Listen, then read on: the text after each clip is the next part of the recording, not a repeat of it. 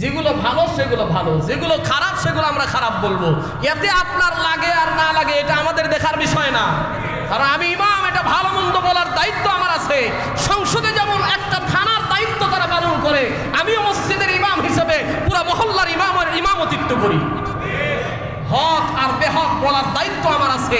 এতে ভালো লাগলে ইমামতি রাখবেন, যদি ভালো না লাগে বলে দিবেন, তার আগেই রিজাইন দিয়ে চলে যাবো। দুইটা নিয়ে হুজুরকে নিয়ে পাড়ায় পাড়ায় শ্বাসতলে কথা বলার তো কোনো দরকার নাই। হুজুর এত কথা বলে কেন, হুজুর এত কথা বলে কেন? হুজুরের কোনো ভুল পাইলে সরাসরি হুজুরকে বলেন। আমি তো মানুষ, ভুল হতে পারে কিনা কথা বলেন। তো আমার ভুল হলে আমাকে বললে সমস্যা আছে? আমাকে বলবেন হুজুর এই বিষয়টা মনে হয় ভুল হচ্ছে, আপনি কোরআন আয়াত দিয়ে হাদিস দিয়ে আমাকে বুঝাইয়া দেন। আমাকে নিয়ে আপনার কানা ঘষা করার কোনো তো দরকার নাই। রিজিকের ফয়সালা তো জমিনে আসমানে হয়, জমিনে হয়। রিজিকের ফয়সালা তো আসমানে হয়, জমিনে হয় না। রিজিকের মালিক তো আপনি না, রিজিকের মালিক তো আমার আল্লাহ। এক জায়গায় চাকরি চলে যাবে, 10 জায়গায় থেকে চাকরির ইন্টারভিউ দেওয়ার জন্য প্রস্তুত হয়ে থাকবে। তো হক কথা আমাকে বলতেই হবে। কিয়ামতের ময়দানে আমাকে বলবে আল্লাহ, আমাকে জিব্বা আগুনের কেচে দিয়ে আমার জিব্বাকে কেটে দেওয়া হবে।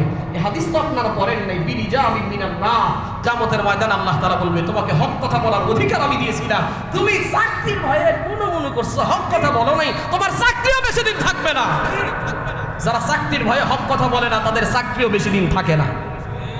সুতরাং চাকরির ভয় আমি করি না, এটা অনেক মানুষ কানা ঘষা করেন, এগুলো করার দরকার নাই। যদি কোনো ভুল পান সরাসরি আমার এসে বলবেন, আলহামদুলিল্লাহ ওই মানসিকতা আছে। ভুল যদি হয় সংশোধন করে নেওয়ার মানসিকতা আমার ভিতরে আছে, আলহামদুলিল্লাহ।